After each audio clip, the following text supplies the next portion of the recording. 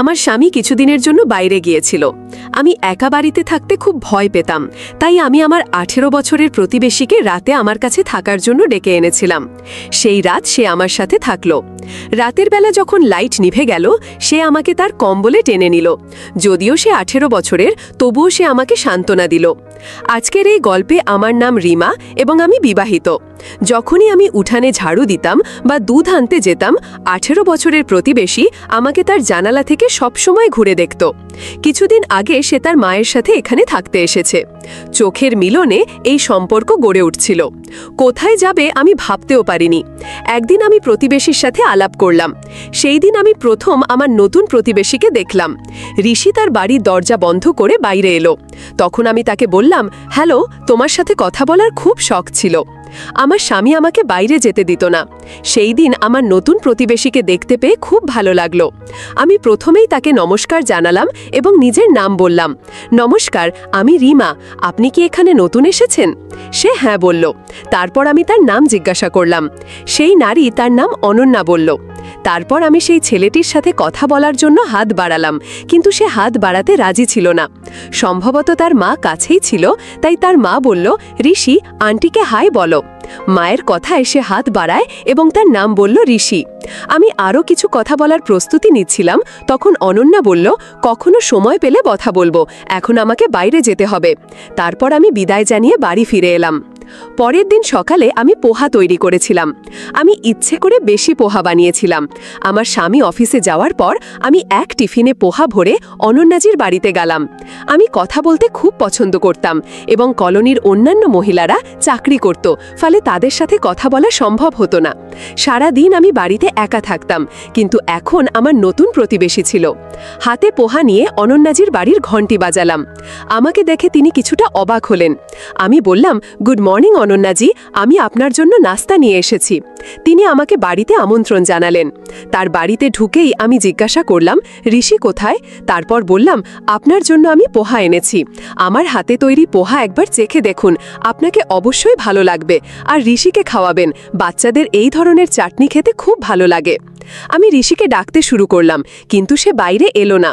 অনন্যাজি তাকে ডাকলেন, তখন সে বাইরে এলো। আমি বাচ্চাদের খুব ভালোবাসতাম। ঋষি তার মায়ের পাশে বসেছিল। অনন্যাজি আমার সাথে কথা বলছিলেন, কিন্তু তাকে বেশি কথা বলার অভ্যাস ছিল না। আমি তাকে জিজ্ঞাসা করলাম, এটা কি আপনার ছেলে? আপনি এত কম বয়সী দেখাচ্ছেন, কিন্তু আপনার 18 বছরের ছেলে আছে? আমার প্রশ্ন শুনে অনন্যাজি হেসে বললেন, হ্যাঁ, আমি দেখতে যেমনই না কেন, সে আমারই ছেলে। অনন্যাজি দেখতে সুন্দরী ছিলেন, কিন্তু তার জীবনযাপন অনেক উঁচু মানের ছিল। আমি ঋষিকে জিজ্ঞাসা করলাম, তুমি কেন প্রতিদিন জানালা দিয়ে আমাকে দেখো? আমার প্রশ্ন শুনে অনন্যাজি তাকে রাগান্বিত দৃষ্টিতে দেখলেন। সে বলল, আমি আপনাকে কেন দেখব? আমি পাখি ভালোবাসি, তাই আমি গাছে বসে থাকা তোতাকে দেখি। আমি বললাম, ঠিক আছে, এবং বাড়ি ফিরে এলাম। 2 দিন পর আমি আমার ছাদে পানির ট্যাঙ্ক পরিষ্কার করছিলাম। ছাদ থেকে ঋষির ঘরের দিকে তাকালাম। আমি দেখলাম সে আমাকে ইশারা করছে। ইশারায় সে জিজ্ঞাসা করছিল, আপনার সাহায্য করতে পারি? ট্যাঙ্কটি ভারী হওয়ায় আমি তাকে ইশারা করলাম আসতে। সে হয়তো মায়ের অনুমতি নিতে চাইছিল, তাই আমি তার বাড়ির ঘণ্টি বাজালাম। অনন্যাজি দরজা খুললেন। আমি বললাম, আমি আমার ট্যাঙ্ক পরিষ্কার করতে চাই, ঋষির সাহায্য প্রয়োজন, তাকে কিছুক্ষণের জন্য পাঠাবেন? তার মুখ দেখে মনে হলো তিনি পাঠাতে চান না, তবুও আমার অনুরোধে বললেন, তুমি যাও, আমি তাকে পাঠাচ্ছি। আমি ছাদে ফিরে এলাম এবং কিছুক্ষণ পরে ঋষিও এলো। আমি বললাম, ট্যাঙ্ক পরিষ্কারে সাহায্য করো। আমি ট্যাঙ্কের দিকে ঘুরতেই ঋষি আমার শাড়ির আঁচল টানল। তারপর সে অদ্ভুত কিছু শায়রি বলতে লাগলো। আমি বুঝতে পারছিলাম না 18 বছরের ছেলেটি এভাবে কেন করছে। আমি বললাম, তুমি কি করছো? যদি কিছু বলতে চাও বলো, না হলে ট্যাঙ্ক পরিষ্কার করতে সাহায্য করো। কিন্তু সে শুনছিল না। রাগে আমি বললাম, আমি তোমাকে ট্যাঙ্ক পরিষ্কার করতে ডেকেছি, মজা দেখাতে নয়, সাহায্য করো, বাকি কথা বাদ দাও। ঋষি বলল, মা বলেছে কাপড় ভেজাতে নেই, বাকি সব সাহায্য করব। সে খুব বুদ্ধিমান ছিল। আমি পানির পাইপ নিয়ে ট্যাঙ্ক থেকে পানি খালাস করার চেষ্টা করছিলাম। তখন ঋষি পাইপ এনে ট্যাঙ্কে ঢুকিয়ে মুখ দিয়ে পানি টেনে নিল। এতে ট্যাঙ্কের পানি ধীরে ধীরে বের হতে লাগলো। আমি দেখছিলাম ঋষি গম্ভীর মুখে দাঁড়িয়ে আছে, তাই আমি তার সাথে মজা করলাম এবং কিছু পানি তার উপর ছিটালাম। তখন সে আমাকে পুরো ভিজিয়ে দিল। তারপর সে আমাকে বিদ্রূপ করল এবং তাড়াতাড়ি মাফ চাইল। তখন আমি পুরো ভিজে গিয়েছিলাম। তার চোখ আমার ভেজা শরীরের ওপর ঘুরছিল। আমি মুখ ফিরিয়ে দাঁড়ালাম। সে আবার আমার শাড়ির আঁচল টানল। আমি তাকাতেই সে ইশারায় বলল, তুমি খুব সুন্দর দেখাচ্ছ। আমরা কয়েকদিন ধরে একে অপরকে চিনতাম, কিন্তু আজ সে আমাকে সুন্দর বলছিল। ট্যাঙ্ক পরিষ্কার করার পর আমি তাকে সাথে নিয়ে নিচে এলাম। আমি তাকে ভিজিয়ে দিয়েছিলাম। তার মা তাকে ভেজা কাপড়ে দেখলে আমাকে দোষ দিত, তাই আমি তার ভেজা চুল মুছাতে লাগলাম। সে সোফায় বসেছিল আর আমি তার চুল মুছছিলাম। হঠাৎ আমি তার হাতের স্পর্শ আমার নাভিতে অনুভব করলাম এবং তাড়াতাড়ি সরে গেলাম। আমি বললাম, ঋষি, তুমি কি করছিলে? ঋষি বলল, আমি আপনার হাত ধরতে চাচ্ছিলাম, কিন্তু ভুলে নাভিতে চলে গিয়েছে। সরি, ভুল হয়ে গেছে। আমি ভুল বুঝে তাকে ক্ষমা করে দিলাম। ঋষি বলল, আপনি কত ভালো। যদি পুরো দিন আপনার সাথে কাটাতে পারতাম তাহলে কত মজা হতো। আমি তার কথাকে মজা মনে করলাম। স্বামীর আচরণ আমি বুঝতে পারছিলাম না।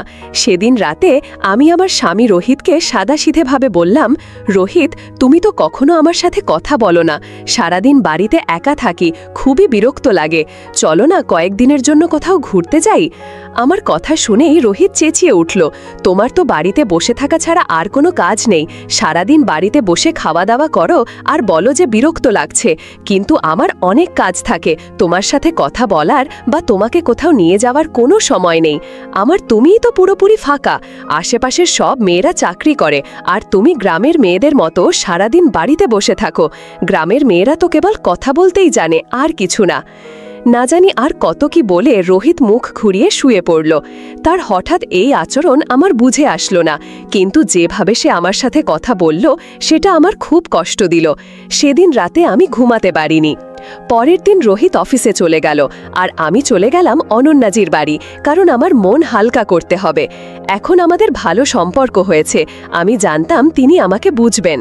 আমি তার দরজার সামনে কাঁদতে কাঁদতে দাঁড়িয়েছিলাম। এটা দেখে অনন্যাজি আমার হাত ধরে আমাকে ভেতরে নিয়ে গেলেন। তারপর আমি তাকে জড়িয়ে ধরে কাঁদতে লাগলাম। আমি তাকে বললাম যে আমার স্বামী কিভাবে আমার মন আঘাত করল। তিনি বললেন, স্বামীরা এমনই হয়। স্বামী কখনো তার স্ত্রীর মূল্য বোঝে না। স্ত্রীকে শুধু তার জন্য সবকিছু ত্যাগ করতে হয়। আমি কাঁদছিলাম, তাই অনন্যাজি আমাকে শান্ত করতে ঋষিকে ডেকে পানি আনতে বললেন। পানি খেয়ে আমি কিছুটা শান্ত হলাম। তারপর আমি অনন্যাজির কাছে তার স্বামীর কথা জানতে চাইলাম। তখন তিনি জানালেন যে কিছু বছর আগে তাদের বিবাহ বিচ্ছেদ হয়েছে। তার স্বামীও কিছু এভাবেই ছিল, কিন্তু আমি কারো কথা শোনার মতো ছিলাম না। তিনি আমার সাথে কথা বলছিলেন, তখনই তার ফোন বেজে উঠল আর তিনি ফোন নিয়ে তার স্টাডি রুমে চলে গেলেন। তখন ঋষি আমার সামনে দাঁড়িয়েছিল। সে আমার কাছে এসে বলল, হ্যালো বন্ধু, আমার বন্ধু আজ এত কাঁদছে কেন? আমার বন্ধুর চোখে অশ্রু ভালো লাগে না। এই বলে ঋষি আমার অশ্রু মুছিয়ে দিল। সে আমার সাথে খুব বুদ্ধিমত্তার সাথে কথা বলছিল। সে তো ছোট, স্বামী স্ত্রীর কথাবার্তা সে কিভাবে বুঝবে? আমি তাকে বললাম, তোমাকে আমি আমাদের স্বামী স্ত্রীর ঝগড়ার কথা কি বলবো? তুমি তো খুব ছোট, তোমার এসব বোঝার ক্ষমতা নেই। তখন সে আমার হাত ধরে বলল, আমাকে ছোট মনে করার ভুল করো না। আমি খুবই বুদ্ধিমান। আমার মা যা কিছু বলছিলেন সব আমি শুনেছি, তাই আঙ্কেলের ওপর আমার খুব রাগ হচ্ছে। এত সুন্দর স্ত্রীকে রুলিয়েছে, এটা হওয়া উচিত নয়। এই অশ্রুর প্রতিশোধ আমি আঙ্কেলের থেকে কখনো না কখনো নেব। এই বলে ঋষি আমাকে কাঁদতে কাঁদতে হাসিয়ে দিল। তারপর সে আমাকে আলিঙ্গন করল। কিছুক্ষণ পরে আমি নিজের বাড়ি ফিরে গেলাম। সেই সন্ধ্যায় রোহিতের ফোন এলো। সে আমাকে জানালো যে অফিসের কাজে তাকে 3 দিনের জন্য বাইরে যেতে হবে। এই নতুন শহরে আমাদের এসেছি 1 বছরও হয়নি। আজ পর্যন্ত আমি রোহিতের বিনা রাতে একা থাকিনি। আমি তাকে হ্যাঁ বললেও একা থাকা খুবই ভীতিকর লাগছিল। রাতের খাবার শেষ করার পরে আমি অনন্যাজির বাড়ি গিয়ে দরজা নক করতে লাগলাম। অনন্যা দরজা খুললেন। তখন আমি বললাম, আমার স্বামী কিছুদিনের জন্য অফিসের কাজে বাইরে গেছে, আপনি কি আজ রাতে আমার বাড়িতে থাকতে পারবেন? এতে অনন্যাজির হাজি হলেন না। তিনি বললেন, আমার শোবার ঘর ছাড়া অন্য কোথাও আমার ঘুম আসে না, আমি সেখানে যেতে পারবো না, কিন্তু তুমি যদি চাও তাহলে আমার সাথে আমার ঘরে থাকতে পারো। তখন আমি আমার বাড়ি লক করে অনন্যাজির বাড়িতে চলে গেলাম। যখন আমি তার ঘরে গেলাম তখন সেখানে এসি খুব জোরে চলছিল। অনন্যাজি গত 1 ঘন্টা ধরে তার ঘরে এসি চালু রেখেছিলেন। এসির ঠান্ডা হাওয়ায় আমার খুব ঠান্ডা লাগছিল। আমি অনন্যাজিকে বললাম, এসি চালু থাকায় আমার ঘুম আসছে না, আমি বাইরে গিয়ে ঘুমাই। তারপর আমি হল রুমে চলে গেলাম। কিছুক্ষণ পরে ঋষি হলে এলো। তারপর সে আমাকে তার ঘরে নিয়ে গেল। আমি ভাবলাম যে সে হয়তো আমার সাথে কিছু বলতে চায়, তাই সে আমাকে তার ঘরে নিয়ে গেল। আমি তাকে জিজ্ঞাসা করলাম, তুমি আমাকে এখানে কেন নিয়ে এসেছো? এতে ঋষি বলল, আমি আপনাকে এখানে ঘুমানোর জন্য নিয়ে এসেছি, বাইরে সোফায় আপনার ঘুম আসবে না, আমি আমার বন্ধুর কোনো ধরনের অসুবিধা সহ্য করতে পারবো না। এই বলে ঋষি আমাকে তার ঘরে ঘুমানোর অনুরোধ করল। তারপর আমি তার পাশে তার বিছানায় শুয়ে পড়লাম। আমি শুয়ে পড়ার 10 মিনিটও হয়নি ঋষি তার চাদর আমার ওপরে দিয়ে দিল। সে আমাকে তার চাদরে নিয়েছিল। তার এই আচরণ আমার একদম ভালো লাগছিল না। আমি সেই চাদর থেকে বের হওয়ার চেষ্টা করছিলাম, কিন্তু সে আমাকে বের হতে দিচ্ছিল না এবং আমাকে জোরে ধরে রেখেছিল। যখন আমি নিজেকে ছাড়ানোর চেষ্টা করছিলাম তখন সে আমার শাড়ি খুলে দিয়েছিল এবং চাদরের ভেতর থেকেই আমাকে বিরক্ত করতে শুরু করেছিল। আমি চাদর থেকে টেনে বের হওয়ার চেষ্টা করছিলাম। তখনই হঠাৎ অনন্যাজি সেই ঘরে এসে গেলেন। তার কারণে আমি লিসির কাছ থেকে রক্ষা পেলাম। আমি যে তাকে 18 বছরের ছেলে মনে করেছিলাম, তার এই রাক্ষসের মতো রূপ আমার সামনে এলো। তারপর অনন্যাজি তাকে ধরে মেরে বকুনি দিয়ে আমাকে সেই ঘর থেকে বের করে আনলেন। পরের দিন থেকে আমি দৃঢ়ভাবে ঠিক করেছিলাম যে আর কখনো অনন্যাজির বাড়িতে যাব না, কারণ সেই 18 বছরের ছেলেটি আমার সাথে যা করার চেষ্টা করেছিল তাতে আমার মনে ভয় সৃষ্টি হয়েছিল। কাল যদি ঋষি আমার সাথে কিছু করত তাহলে আমি সব সময় এর জন্য শেষ হয়ে যেতাম। ঋষি কেন আমার সাথে এমন করেছিল তা আমি আমার স্বামীকেও বলতে পারতাম না, কারণ আমি যদি তাকে কিছু বলতাম তাহলে সে আমাকেই দোষ দিত। রোহিত সবসময় আমাকে বলতো যে আমাকে কারোর সাথে বেশি কথা বলার দরকার নেই, কিন্তু আমি কখনো তার কথা শুনিনি। কাল আমি তার কথার মানে ভালোভাবে বুঝতে পেরেছিলাম। সন্ধ্যায় আমি ছাদে শুকনো কাপড় নিতে গিয়েছিলাম। তখন ভুল করে আমার নজর ঋষির ঘরে পড়ল। আমি দেখলাম সে আমাকে দেখে কান ধরে ক্ষমা চাইছে। সে ইশারায় বলছিল, দয়া করে আজ অন্তত এখানে এসো। অনেকবার আমি তাকে উপেক্ষা করার চেষ্টা করেছিলাম, কিন্তু একবার ছাদ থেকে নামার সময় আমি তার দিকে তাকালাম, তখন তার চোখে জল ছিল। সে আমার জন্য কেন কাঁদছে এটা আমার বুঝে আসছিল না। সে কি আমার প্রেমে পড়ে গেছে? আমার মনে অনেক প্রশ্ন ঘুরপাক খেতে লাগলো। ঋষি হয়তো আমাকে কিছু বলতে চায় বা আমার প্রতি তার প্রেম জেগেছে, সেটা তার আচরণ থেকে বোঝা যাচ্ছিল। তার ভুল আচরণ আমি বুঝতে পারছিলাম। তার এই ভুলের কথা তার মাকে জানানো প্রয়োজন ছিল, যাতে তিনি সমঝোতার সাথে তাকে বোর্ডিং স্কুলে রেখে তার ভুল অভ্যাস ঠিক করতে পারেন। সেই রাতে আমি আবার সাহস করে অনন্যাজির বাড়িতে গেলাম। তারপর আমি তাকে বললাম, আমি একা থাকার অনেক চেষ্টা করেছি, কিন্তু রাতে একা থাকা আমার পক্ষে সম্ভব নয়। সেই রাতে অনন্যাজির ঘরে আমি তার সাথে কথা বলছিলাম। আমাদের পরিচয় 20 দিন হয়ে গেছে এবং আজ অনন্যাজি আমার স্বামীর সম্পর্কে জানতে চাইলেন। আপনার স্বামী কি কাজ করেন তিনি আমাকে জিজ্ঞাসা করলেন। তখন আমি তাকে জানালাম, আমার স্বামী একজন অফিসার আর আমি খুব বেশি পড়াশোনা জানি না, তাই আমি অফিসারের পদবিগুলো জানতাম না। অনন্যাজির সাথে কথা বলতে বলতে বেশ অনেকটা সময় পেরিয়ে গিয়েছিল। এমন সময় ঠান্ডা বাতাসে আমি কাঁপতে লাগলাম এবং বাথরুমে যাওয়ার প্রয়োজন হলো। অনন্যাজি তখন তার ঘরের বাথরুমে ঢুকলেন আর আমিও বাইরে বাথরুমে যেতে চাইলাম। আমি বাথরুমে ঢুকে দরজা বন্ধ করার সময় হঠাৎ ঋষি ঢুকে পড়ল। সে এক হাতে আমার মুখ চেপে ধরল এবং অন্য হাতে দরজা লক করল। তার এই আচরণ দেখে আমি আতঙ্কিত হয়ে পড়লাম। বাথরুমে 18 বছরের সেই ছেলেটি আমার সাথে যা করল তাতে আমি পুরোপুরি কেঁপে উঠেছিলাম। ভয়ে আমি কাঁপছিলাম। সেই দিন আমি তার উদ্দেশ্য বুঝতে পারলাম। আধা ঘন্টা পর অনন্যাজি বাইরে থেকে দরজায় নক করছিলেন। ভয়ে ঋষি দরজা খুলে দিল। অনন্যাজি দরজা খুলেই আমাকে ভেতরে অপ্রত্যাশিত অবস্থায় দেখতে পেলেন। তিনি আমার হাত ধরে আমাকে বাইরে নিয়ে এলেন। যখন বাইরে নিয়ে এলেন, ঋষি মাথা নিচু করে দাঁড়িয়েছিল। অনন্যাজি তাকে চড় মারতে যাচ্ছিলেন, কিন্তু আমি তার হাত ধরে থামালাম। ঋষি তখন আমার কাছে এসে কাঁদতে কাঁদতে বলল, আমি মাকে সব বলেছি, আমাকে ক্ষমা করুন। আমি তার কথায় চমকে গিয়েছিলাম। প্রথমে যখন সে আমার মুখ চেপে ধরল, আমি ভয়ে আচ্ছন্ন ছিলাম, কিন্তু পরে তার চোখে জল দেখে এবং তার কথায় আমি সত্যিটা বুঝতে পারলাম। ঋষি আমাকে বলেছিল অনন্যাজি আমাকে বন্দি করে রেখেছে। আমি তখন অনন্যাজিকে জিজ্ঞেস করলাম, তুমি কে? ঋষি তোমার কে? তুমি তার সাথে এমন কেন করছো?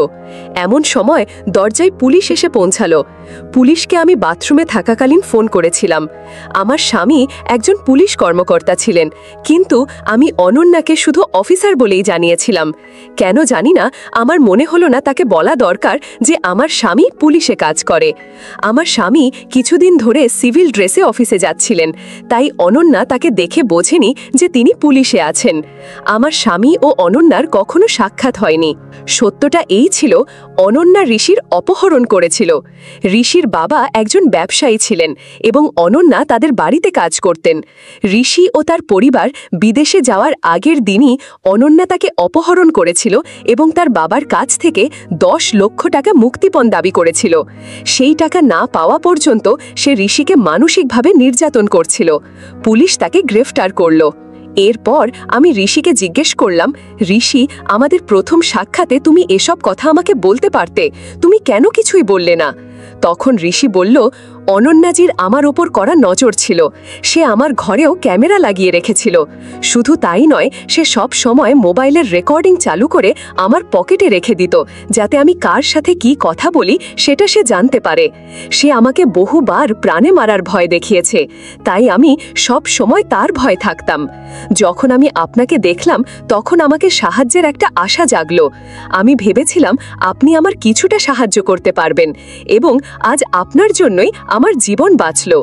আমার শাড়ির আঁচল টানার থেকে আমাকে তার কম্বলের মধ্যে টানার পর্যন্ত সব ঘটনার কারণ আমি এখন বুঝতে পারছিলাম। অনন্যাজির করা নজরের কারণে সে কিছুই বলতে পারছিল না। অবশেষে বাথরুমে সুযোগ পেয়ে সে আমাকে সব সত্যি কথা বলল। পরের দিন আমার স্বামী তার কাছ থেকে ফিরে এলো। এসেই আমাকে জড়িয়ে ধরে বলল, আর রিমা, আমাকে ক্ষমা করে দাও। কিছুদিন আগে আমি তোমাকে বিনা কারণে কিছু বলেছিলাম, কিন্তু তুমি তো খুবই বুদ্ধিমতী। তোমার বুদ্ধিমত্তার আমি খেয়াল করিনি এবং আমি তোমাকে বিনা কারণে কিছু বলেছি। আমি গত কিছুদিন ধরে একটা কেসের কারণে খুবই চাপের মধ্যে ছিলাম, এবং সেই কেস ছিল এক ব্যবসায়ীর ছেলের অপহরণের কেস। গতকাল একজন অফিসারের স্ত্রী, মানে তুমি, সেই কেস সমাধান করেছ। আমাদের ডিপার্টমেন্টে কয়েক দিনের মধ্যে তোমাকে সম্মাননা দেওয়ার সিদ্ধান্ত নিয়েছে। তোমার এই সহজ সরল স্বভাবের কারণে তুমি আজ একটা বাচ্চার জীবন বাঁচিয়েছ। স্বামীর মুখ থেকে নিজের প্রশংসা শুনে আমি খুব খুশি হলাম। কয়েকদিন পর রোহিতের অফিসে আমাকে সম্মানিত করা হলো। ঋষিকেও তার বাবার কাছে ফেরত পাঠানো হলো।